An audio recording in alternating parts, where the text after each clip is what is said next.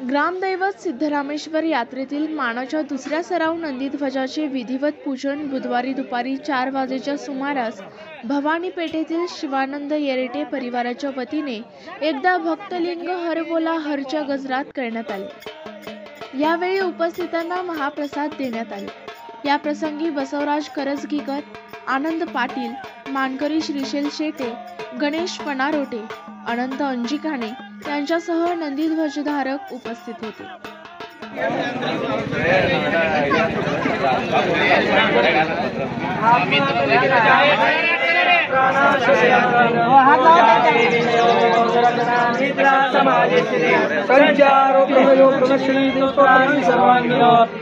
कर्म करोमि तकिलं शम्भोतवाराधनं करचौवाङ्गायं